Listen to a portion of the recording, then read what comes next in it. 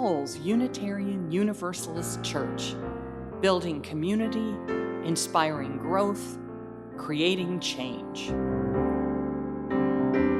Here in the heart of Kansas City, we come together to create this hour of shared reflection so that we might be renewed in courage for these times and inspired to lives of greater dignity, higher purpose, deeper generosity, and more effective action. If you are new to Unitarian Universalism or to our congregation, we want to get to know you and share part of your journey. If this place is already your spiritual home, welcome once more. We need one another, and it is good to be together again. Because we care for one another's safety, our congregation is gathering online during this long season of coronavirus pandemic. Nevertheless, through the gifts of technology, we continue to celebrate community and connections as we lean into the values of justice, compassion, and reason.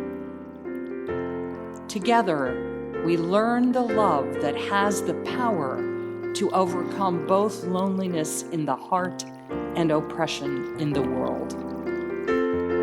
Welcome to our service this morning. May the words and music and images that we offer today nourish our best selves, calling forth abundant wisdom and love. Arise, O souls,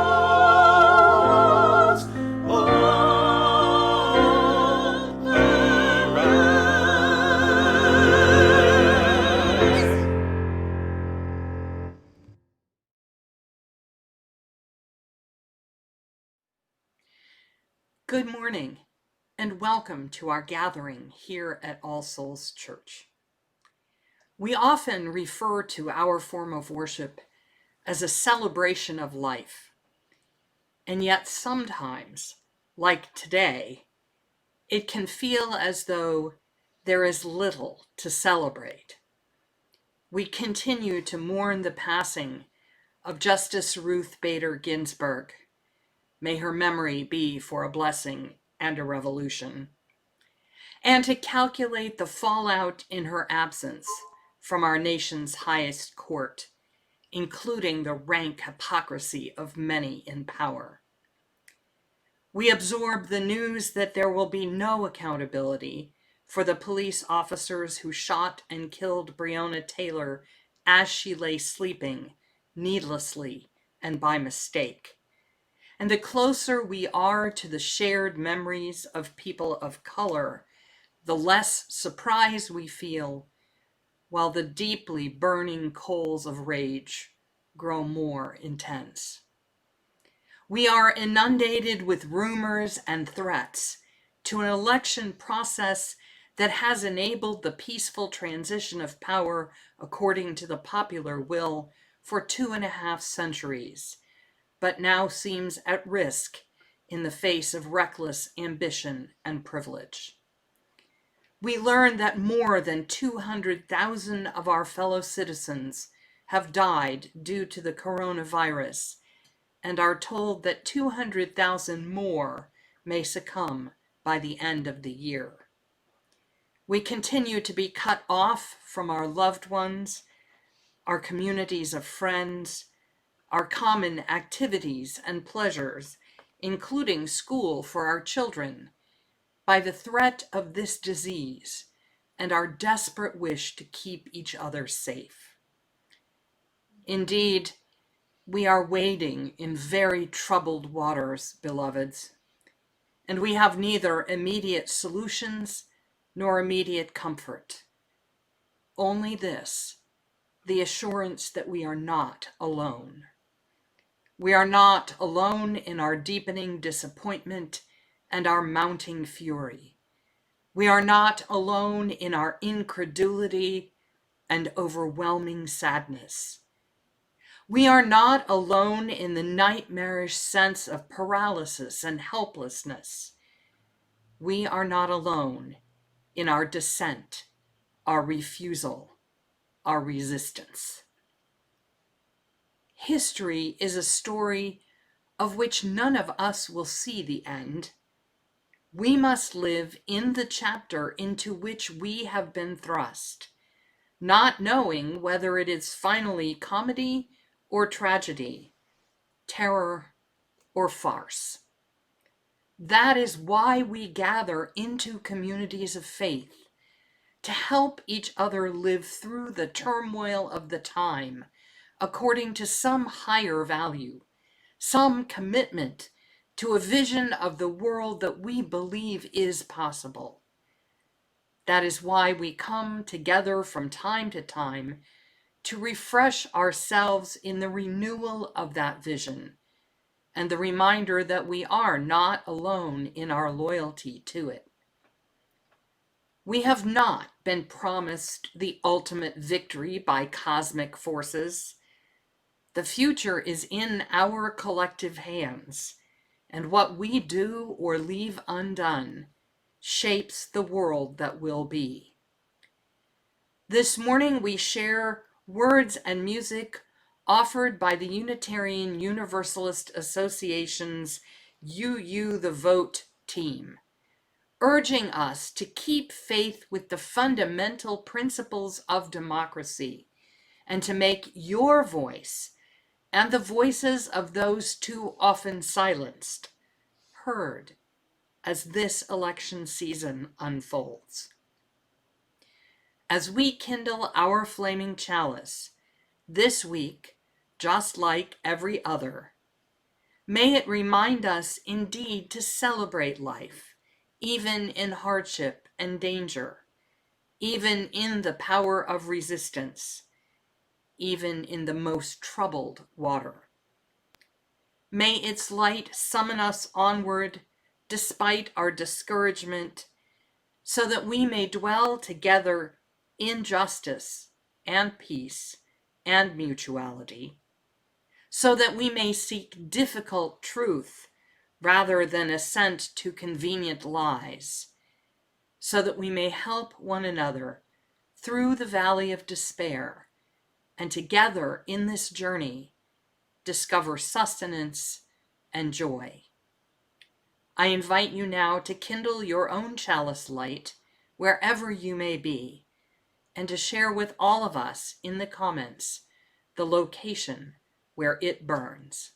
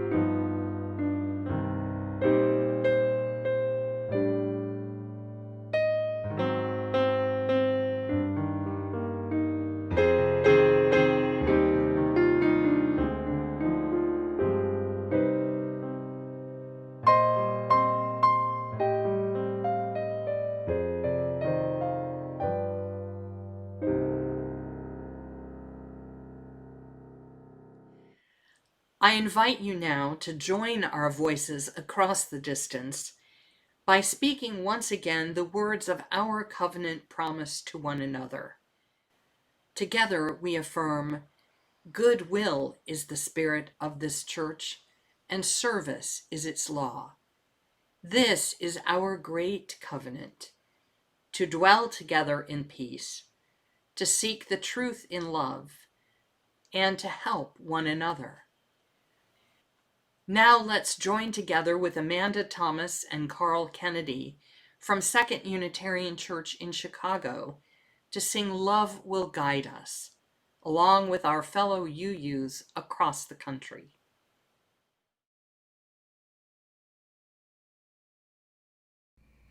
Please join me in singing hymn number 131, Love Will Guide Us.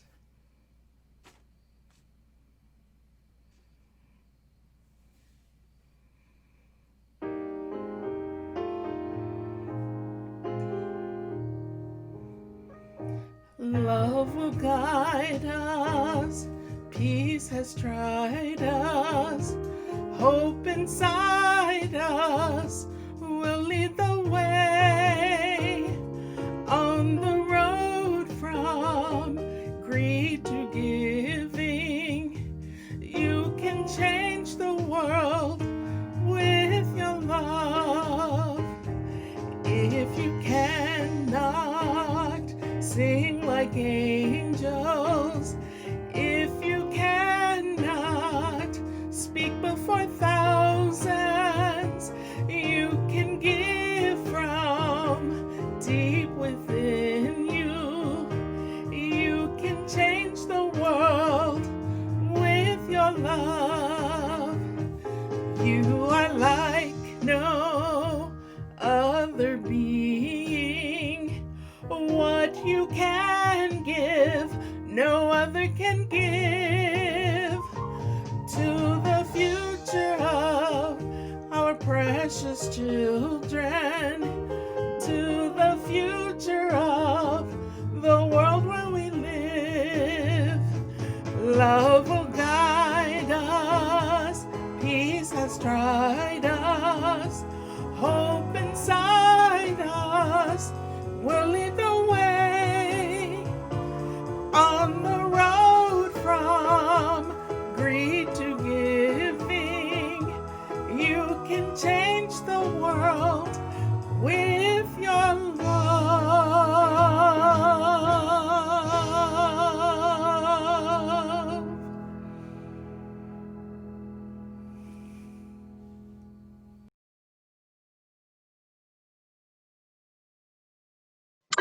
All right, everyone. So gather together because we are going to talk about somebody amazing.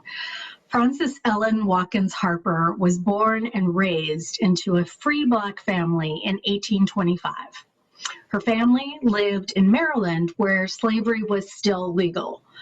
Being born free in a land where people who looked like you were enslaved was something that inspired both Frances and her family to become abolitionists.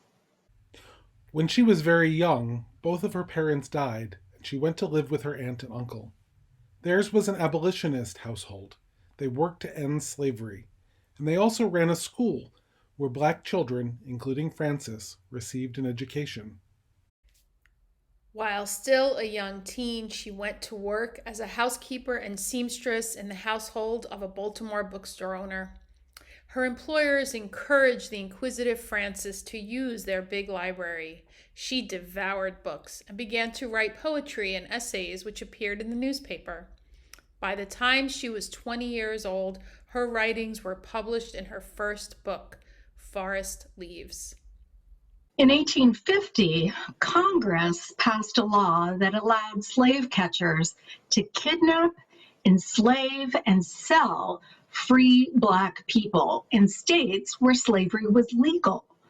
Her aunt and uncle fled from Maryland to Canada. Frances fled to Ohio, which did not allow slavery, and then 2 years later to Pennsylvania. In Pennsylvania, she became involved in the Underground Railroad, a movement that helped people escaping from slavery. Throughout this all, Frances continued to write and to publish books of poetry, much of it against slavery. In time, Frances became the first Black woman to earn a living through the use of her words, living modestly and donating much of her income to helping her uncle's work with the Underground Railroad. In 1854, the Maine Anti-Slavery Society hired her to travel all over the Northeast to make anti-slavery speeches. She became one of the most famous speakers and authors of her time. All kinds of people came to hear her speak, but she made a point of not charging Black people admission. Frances was progressive throughout her life. While she wrote and spoke against slavery, she also took other kinds of actions. She refused to wear or eat goods that were farmed by enslaved workers, including cotton and sugar. She wouldn't wear clothes made of cotton or eat food that contained sugar. In 1860, the year that the Civil War began, Frances Watkins married Benton Harper, who already had 3 children. The two had a daughter together, and Frances took time off from her writing and speaking to tend to her blended family. Unfortunately, just a few short years later, her husband died, leaving her as a young widow responsible for many unpaid bills. Frances Watkins Harper made the difficult decision to send her children to live with relatives and go back on speaking tours in order to make money and provide for her family. By then, slavery had ended, and she spoke for women's rights and for legal and civil rights for Black people. She wrote poems and essays about the experiences of new freed slaves struggling to make their way despite the damage done to Black people by slavery. In 1870, she joined the Unitarian Church of Philadelphia. There, she found a community where white and Black people came together, and where many shared her passion for justice. In many ways, Frances Harper was at home in 2 different worlds. Although she was used to working with white people, she also kept her connection to the Black community in Philadelphia. She maintained her membership in the African Methodist Episcopal Church, where she taught Sunday school. She wrote 3 novels specifically for Black people, highlighting family connections and choices about racial identity.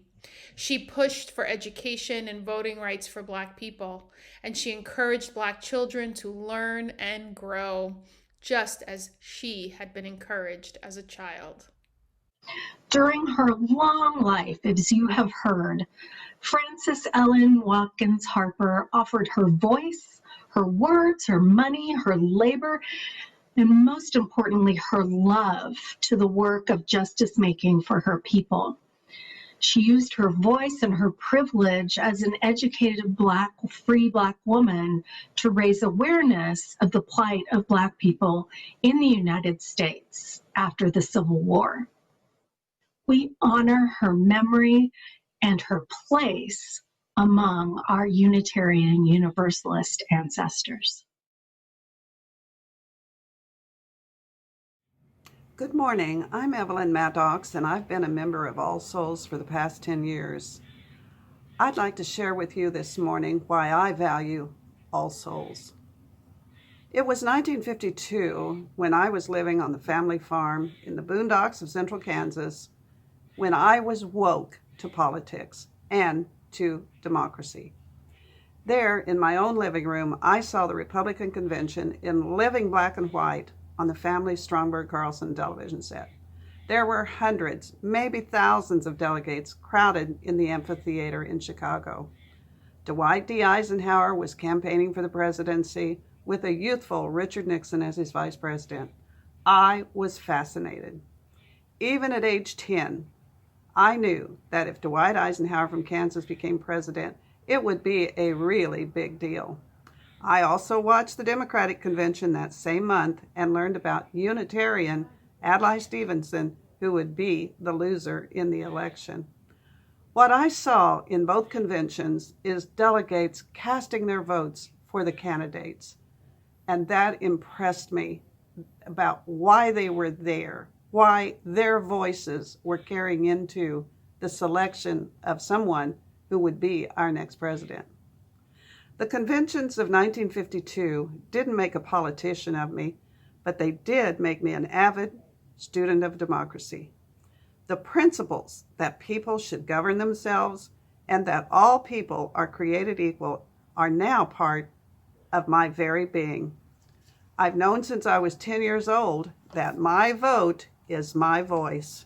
in this imperfect democracy of ours. I don't know when I first learned all the principles of democracy, but I know that for the past 10 years, I've seen them in action at All Souls. We who comprise All Souls are self-governed in our church life, and we are a strong voice for equality for all persons.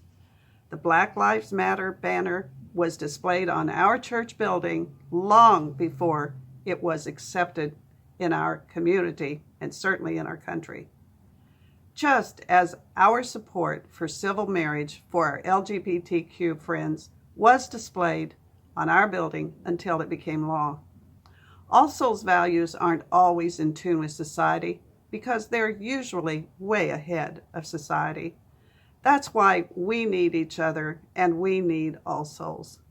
The past 4 years have shown us how much our democracy is at risk, how it can be at risk. We must stand together for our values, for our All Souls values. We must stay strong for each other, and we must keep All Souls strong because it is the glue that binds us together in threatening times. Please be generous in your giving to All Souls. Thank you.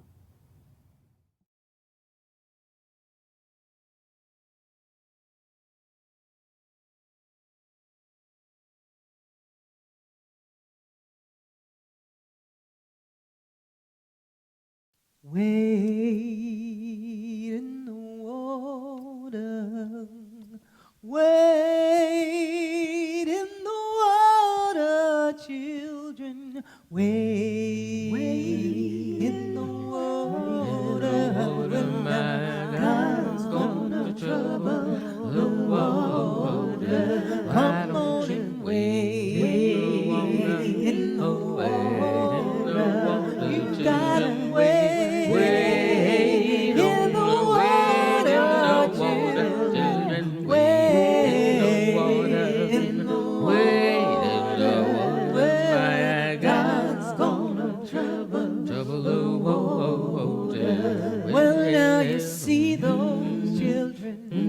All dressed up in white, God's gonna trouble the water. You know they must be the children of the Israelites. God's gonna trouble the water. Well, now you wanna wait in the water.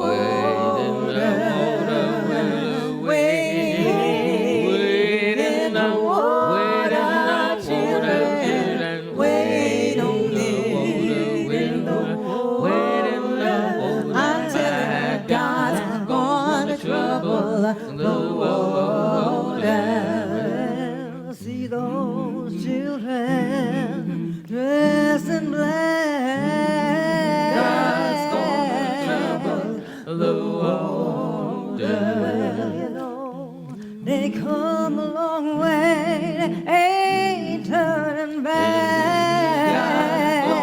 No, see the children, they're dressed up in blue. You know my God's gonna trouble the water. Yeah, see it looks like my people, they're coming on through. Well, my God's gonna trouble the water. Well, everybody knows wait in the water. Wait in the water.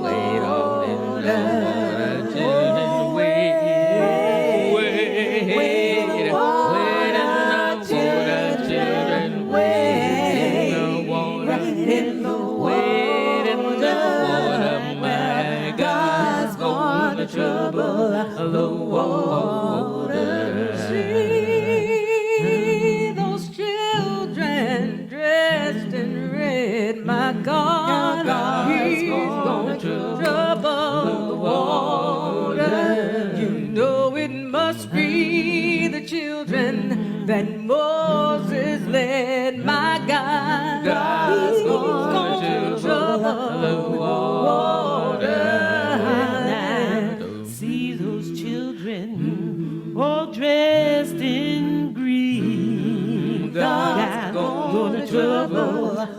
water. You know they're moving down to that Jordan stream. Well, God's gonna trouble the water. Come on, children, and wade in the water, my children. Wade in the water, my children. Wade in the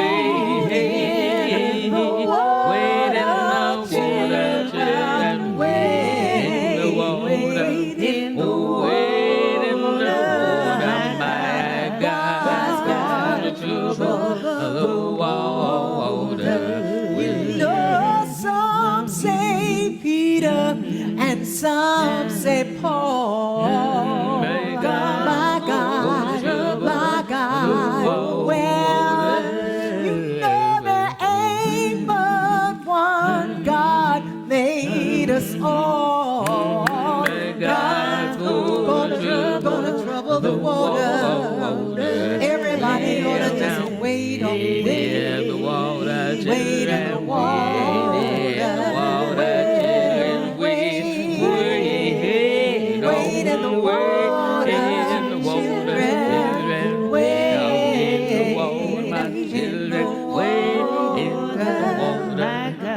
God's gonna trouble the water. Way, my God's gonna trouble the water. I know my God's gonna trouble the water. My God's gonna trouble. Well, my God's gonna trouble the water.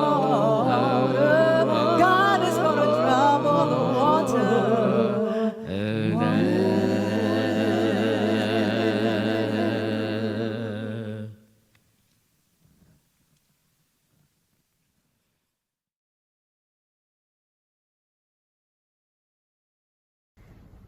We who believe in freedom cannot rest. We who believe in freedom cannot rest until it comes. As a song leader, one of the songs that I keep returning to, particularly in these days of uprising and reckoning, is Ella's Song, written by Dr. Bernice Johnson Regan and performed by Sweet Honey in the Rock. Its lyrics, which I know some of you are already very familiar with, set to music the words of Ella Baker, an organizer, activist, leader, teacher, a prophet in the civil rights movement. Until the killing of Black men, Black mothers' sons, becomes as important to the rest of the country as the killing of a white mother's son, we who believe in freedom cannot rest until it happens. Ella Baker's words in this song are ones she wrote over 50 years ago, but they could have been written yesterday. And I'll be honest, that reality breaks my heart. It leaves me crying out, will it ever end? For some of us, that question is one that has literal life and death implications that the rest of us cannot fully know. And as much as Ella Baker's words break my heart, they also charge my spirit. Their relevance to today's manifestation of resistance and community reminds me that we are a continuation of something much bigger, much more powerful, much more incredible than this single moment in our history. Our struggles to affirm the humanity and basic rights of Black and brown lives in this country and world, they did not begin with us, and they will not end with us. We who believe in freedom cannot rest. We who believe in freedom cannot rest until it comes. Now, I admit it took me several years of singing these words to realize that Ella Baker probably wasn't telling me, Renwadiat Mustafa Taha Hamami, personally to never rest. No. In fact, none of us as individuals should be asked or expected to never rest. but all of us who believe in freedom, as a collective, as a community, we cannot rest. Ella's song, Ella's words are a charge for all of us together as a movement to never rest. We cannot stop fighting, we cannot stop creating, we cannot rest until freedom in its truest and most universal form exists in our world. Our faith as Unitarian Universalists who don't all agree on what happens after this life can all believe that what happens in this life matters so deeply that we have been called heretics, broken unjust laws, and probably gotten ourselves on more than one government list to make it known that we will not rest until freedom for every last one of us comes. And to be that unceasing, everlasting, perseverant, irritatingly prophetic movement that never rests, we need to reaffirm, deepen, and reaffirm our connections to each other as Unitarian Universalists. To remember that if we do this work together, we can not rest. And just as important, to be a true continuation of that much bigger, much more powerful, much more incredible freedom movement, we not only need to sustain our relationships within our faith, but we must build and sustain the relationships with communities and frontline liberators who have been leading the way to universal freedom for generations. We who believe in freedom cannot rest and cannot rest when we act as a truly interdependent collective. When we are carrying our load on the way to liberation, remembering that we are part of a movement reminds us that we are not carrying that load alone. Like a choir whose singers stagger their breathing to make sure a single note remains an unbroken sound, or a hospital that runs non-stop with a rotating staff, like migrating geese who take turns leading, following, or resting in their flying formation. We cannot rest, and we can not rest until freedom comes if we sustain our connections to one another. We need each other so that when we as individuals do rest, we know our movement towards universal freedom carries on, waiting for us to return and temporarily relieve another of their liberation load. As we count down the days to Election Day, we know that no matter the outcomes, our work will continue. We will not rest.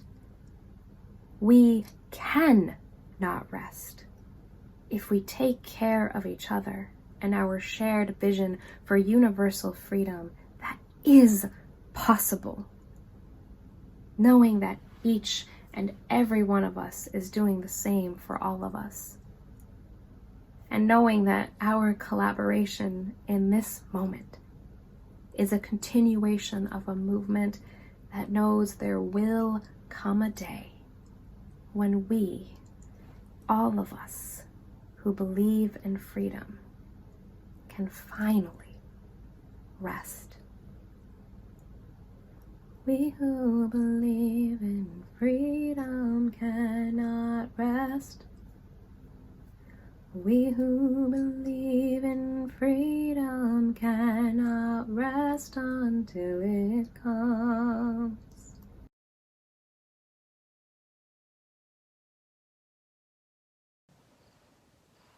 In all of the major religious traditions, people have marked time in seasons. The Jewish High Holy Days, the Muslim period of Ramadan, earth-based celebrations of solstice and equinox. Each of these seasons, in its own right and in its own way, helps humans to mark the passage of time, to reconnect with what is good and holy and true in each of us and in one another, to travel the spectrum of human emotion and experience, as our ancestors and their ancestors have done for generations. And then there's the rest of the year, the daily turn of the earth, the routines of everyday living.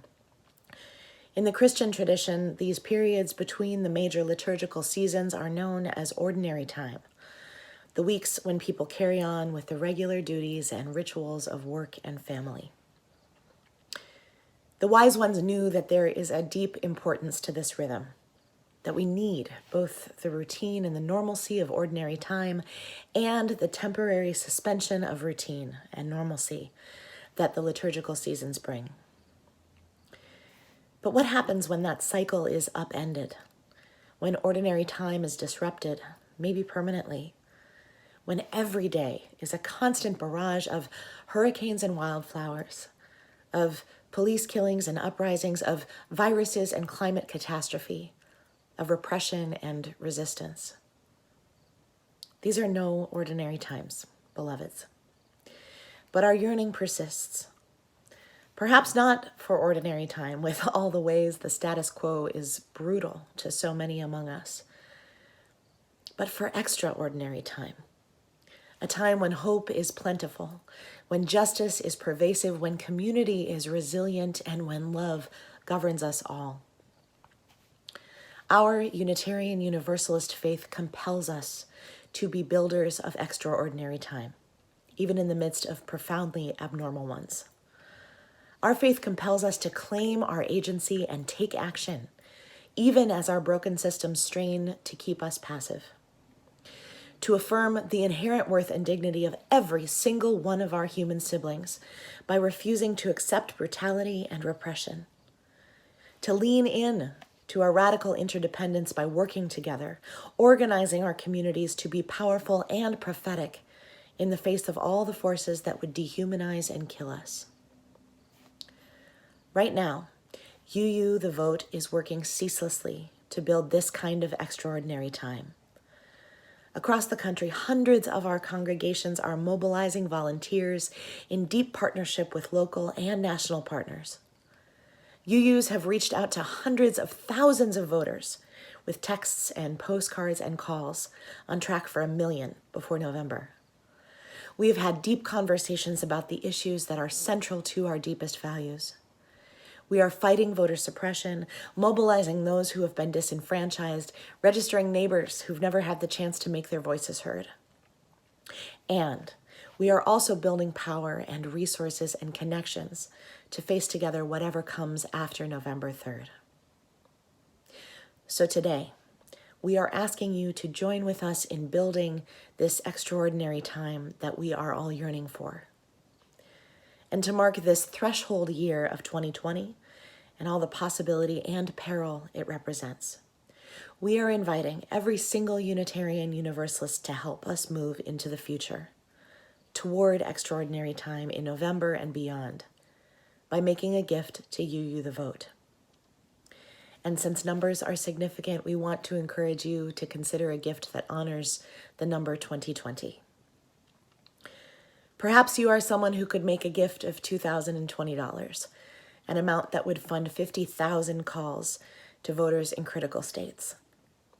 If this is you, now is the time for your generosity.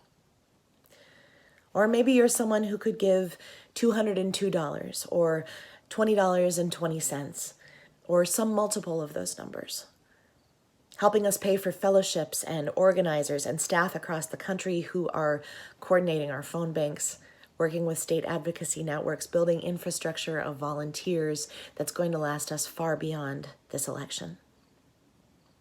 Or maybe you, like so many among us, are suffering financially during this time, but maybe your gift of $2.02 can be a symbolic gesture that we are all one, that we are working together to build this extraordinary time. Together, friends, as Unitarian Universalists, we are doing extraordinary things in these abnormal and heartbreaking times. And there is so much more to do. Please, give as generously as you are able. For all we have received, and for all that we have found the courage to give, may we be truly thankful. Amen.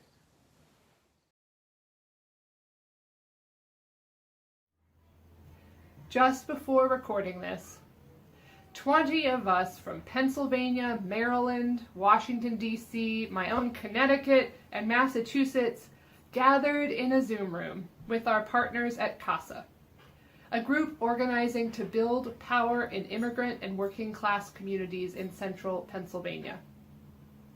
In 2 hours, we sent over 60,000 texts to urge folks to check and update their voter registration or to get registered.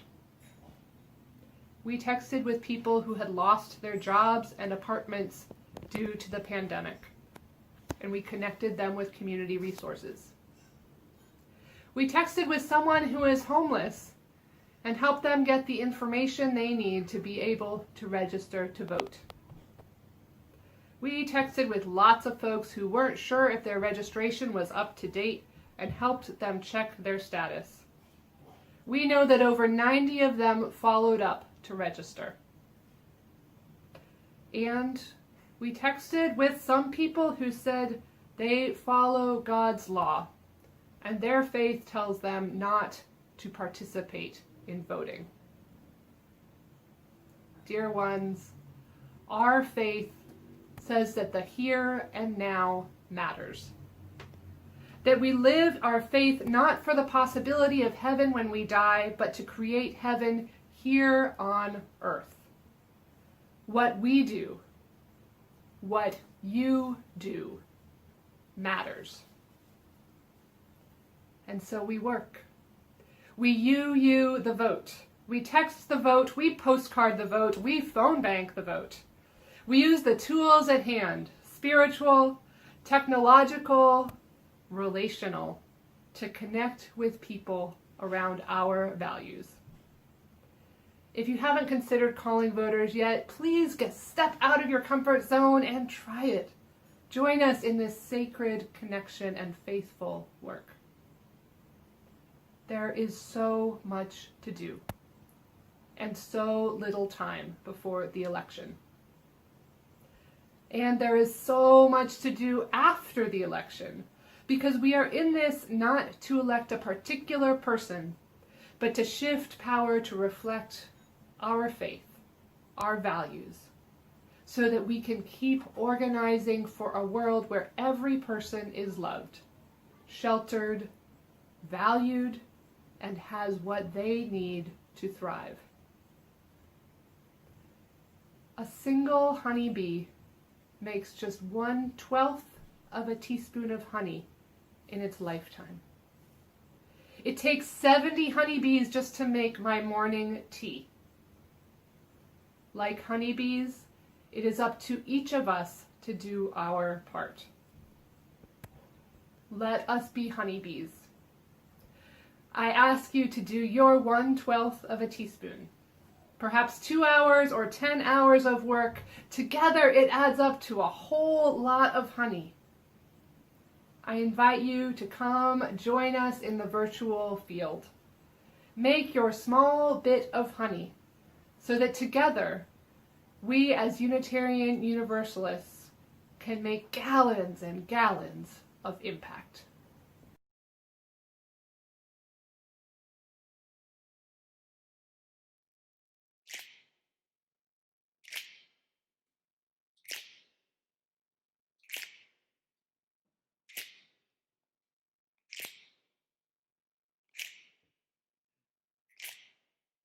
We shall be known by the company we keep, by the ones who circle round to tend these vibes.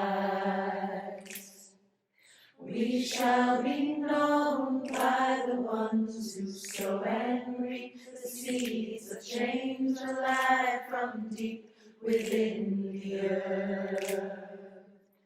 It is time now.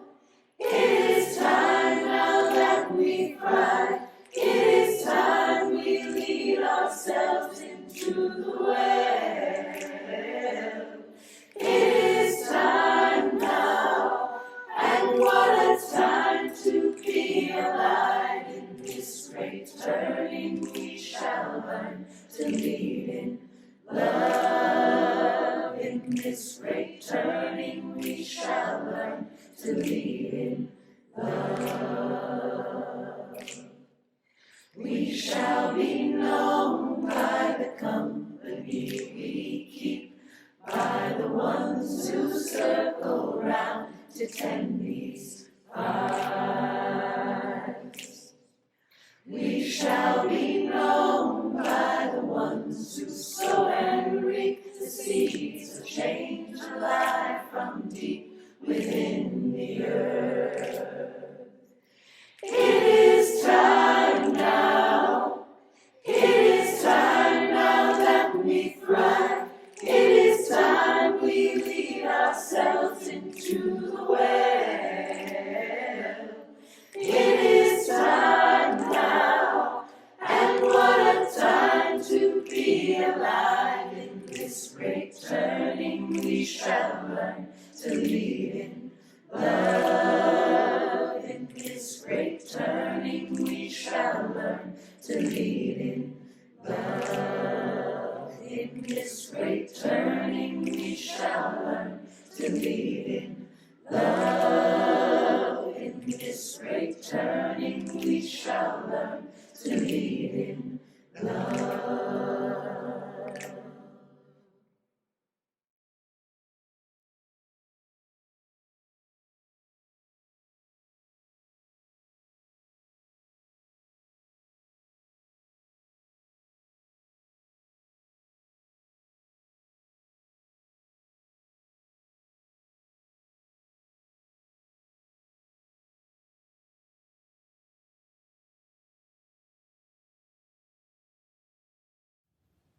I was 13 years old when I became a Unitarian Universalist. I was raised in this faith, but I was 13 when I claimed it as my own.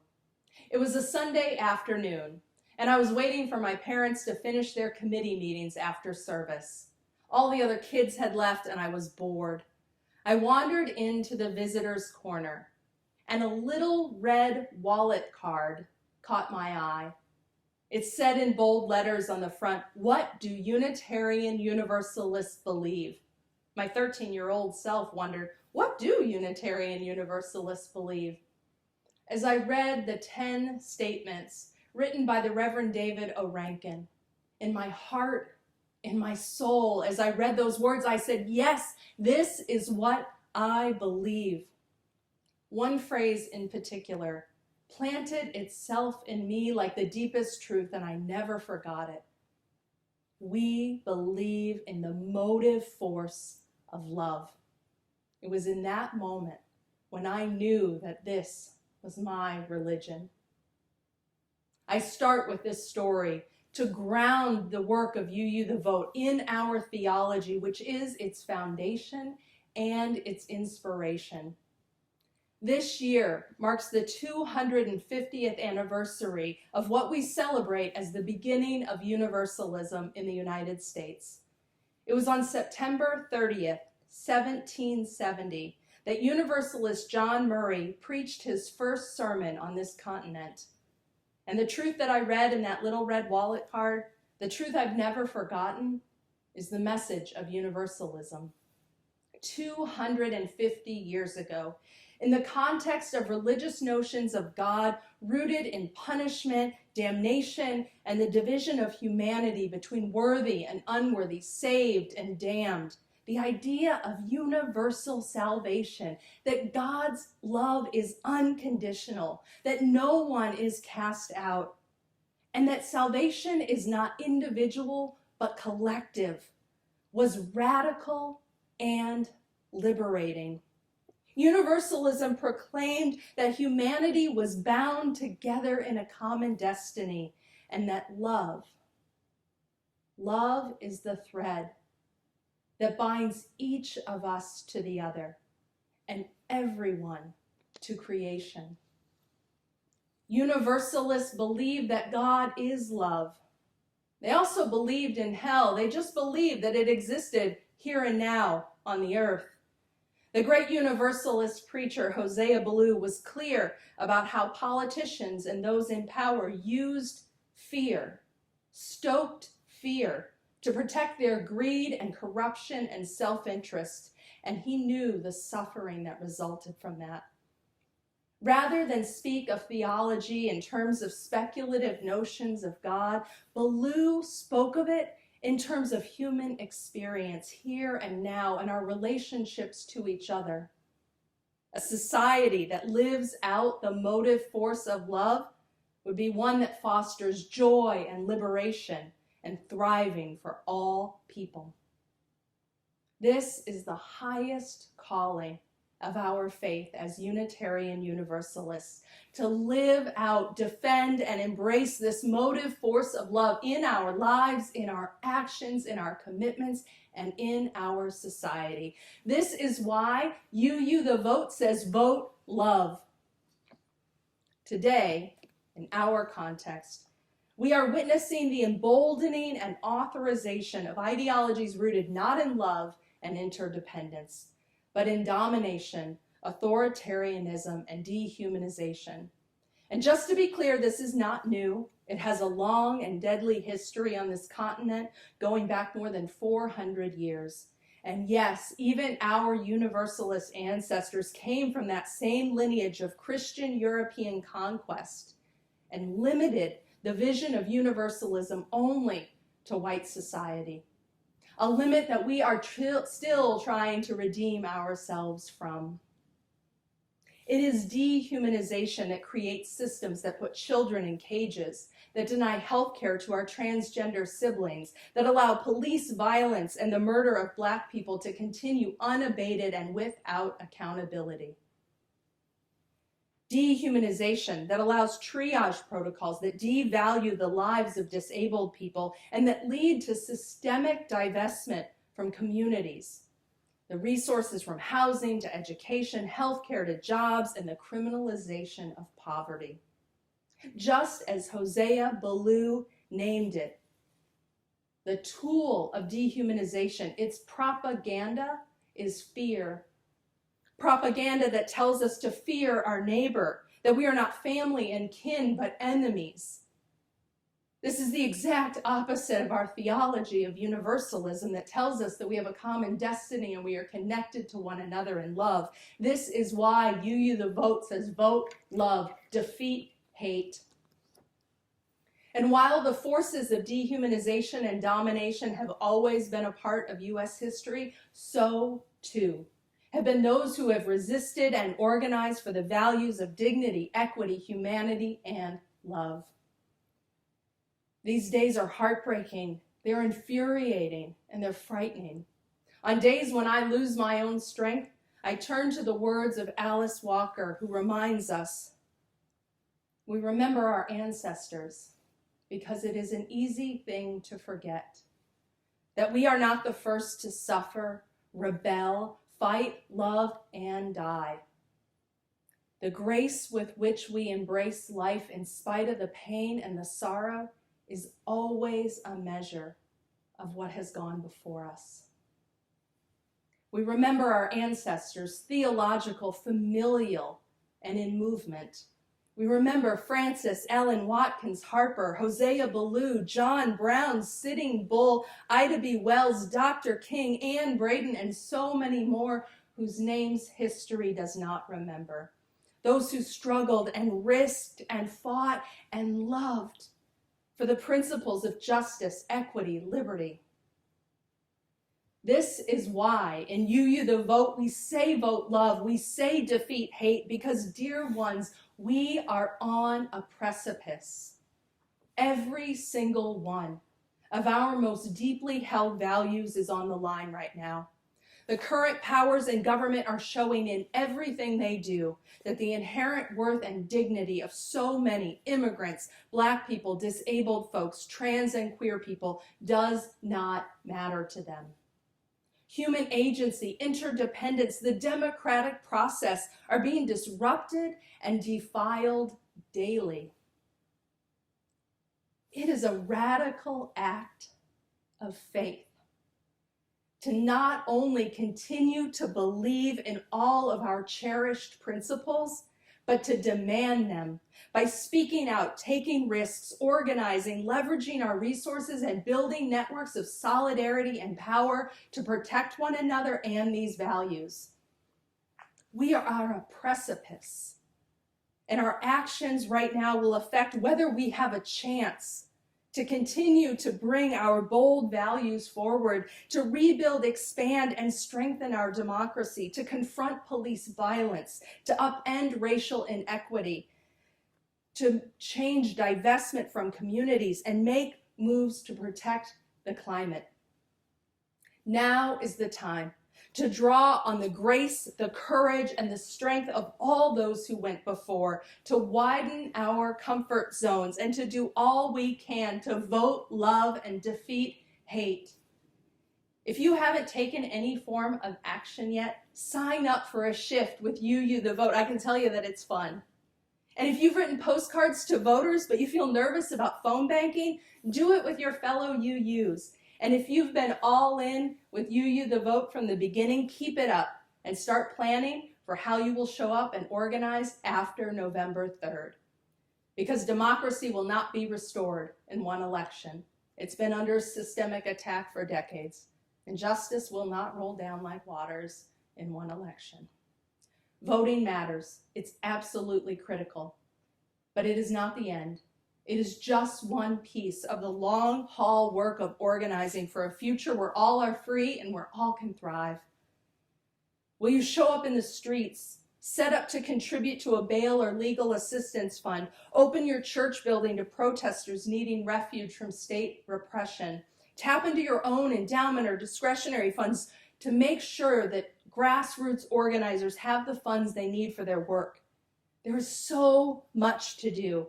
And our faith calls us to love more radically, to give more generously, to believe more fervently that another world is possible, and be willing to be all in for that future. As you've heard me say many times before, this is no time for a casual faith, no time for a casual commitment to what you hold most dear. And this is no time to go it alone. Friends, we are in this work together. I invite you to be deeper in this work of UU the Vote with us. May we remember that we are held by love always. May we remember that we are held by and with one another. And may we all together be all in today, tomorrow, next month, and next year for justice, for love, for democracy, and for a future that is free and thriving for all people. May it be so.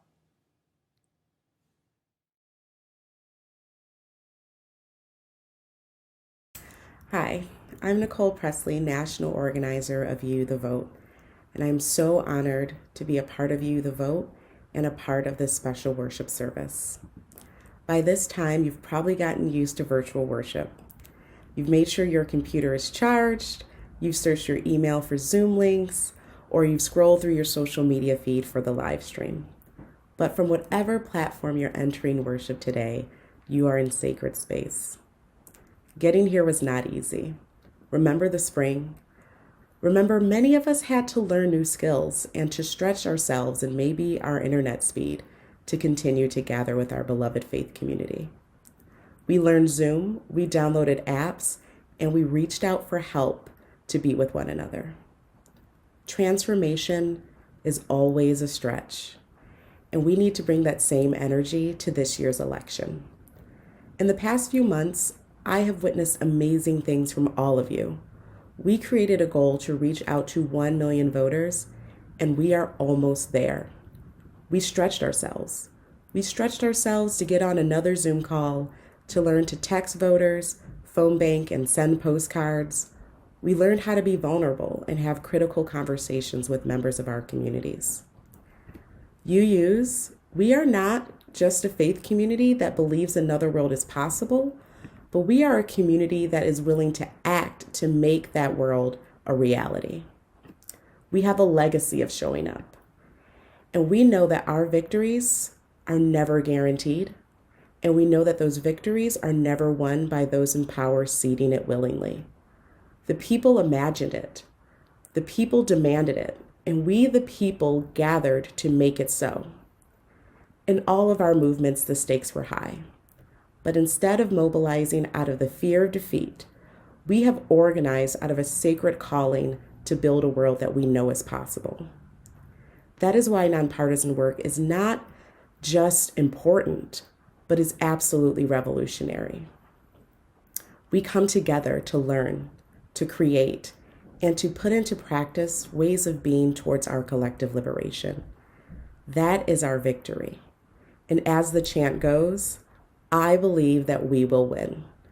I believe that together, through sacred and sustained work, now and beyond November, we can call forth a world that moves towards our collective liberation. But we must all show up to vote love in 2020. That means showing up to the work that is needed, not just the work that is comfortable. That means showing up in service and in solidarity to combat a sinful campaign of voter suppression and intimidation. That means recognizing that white supremacy and capitalism are the technologies through which political agency and democracy are stripped from marginalized communities. So when I say vote love, I don't just mean voting our values, although I absolutely want you to do that if you are able.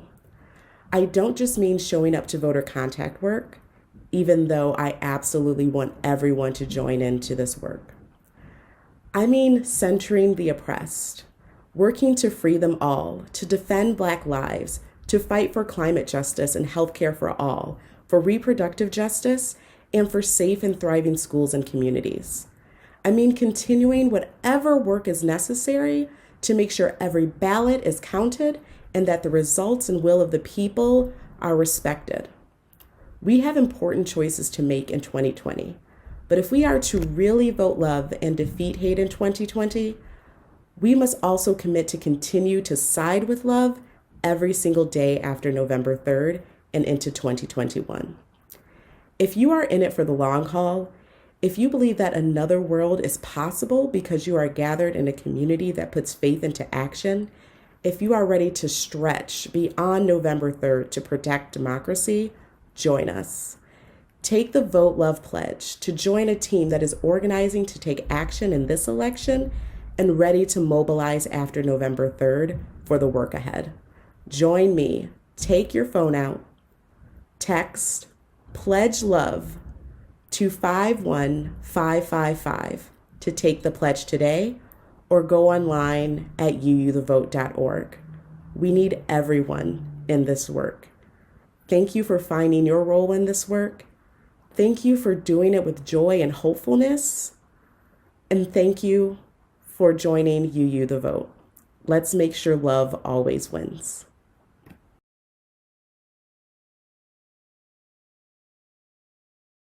Please join me in hymn number 1017, Building a New Way.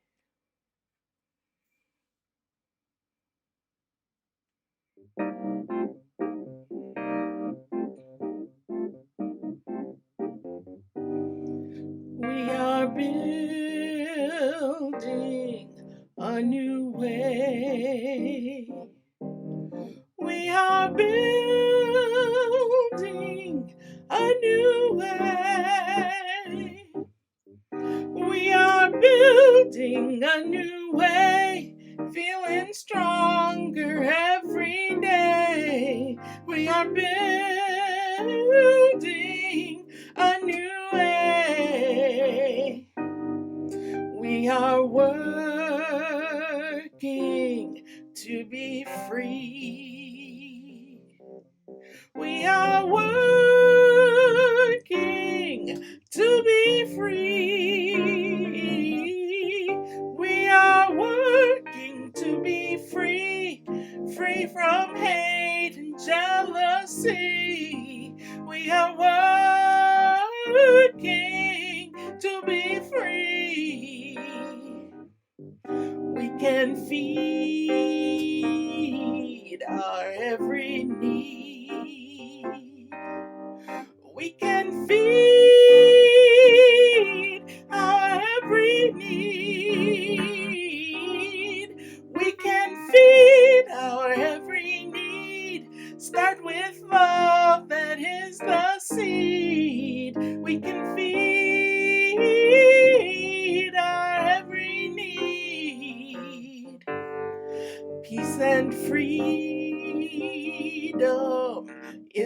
cry.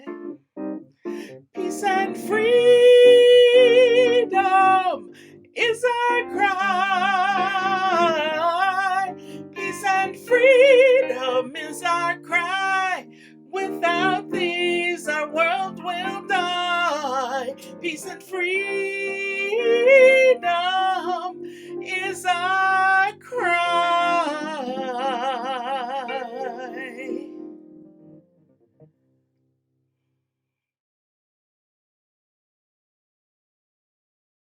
As we extinguish the chalice flame which has danced through our time together, we commit ourselves again to keep the flame of justice burning bright, especially in those times and places where justice is denied, with those people whose humanity is denied.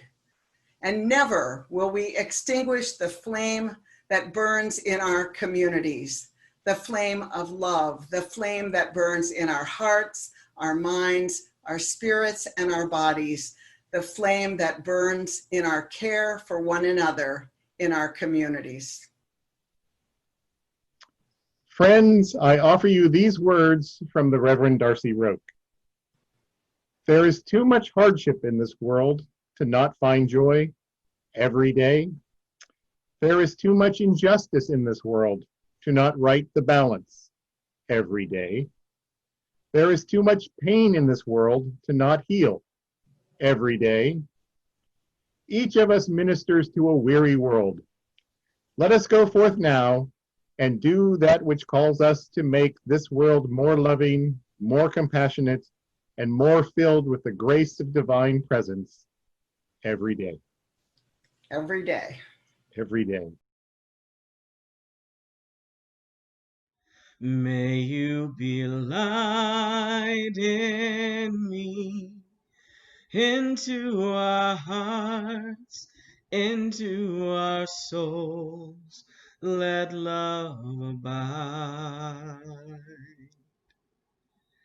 May I be love in you. May you be love in me. From this place out to the world for all time.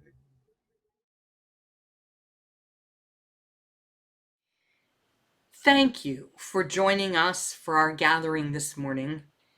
We hope you found welcome, connection, and inspiration. We invite you to be with us next week when we will consider the meaning of abolition as a movement toward justice in our own historical moment. Please also join us for the second half of our online annual congregational meeting immediately following next week's service, when we will present our annual awards for outstanding service, as well as a revised budget for the fiscal year. Hope to see you there. Please, everyone, stay safe and be well this week.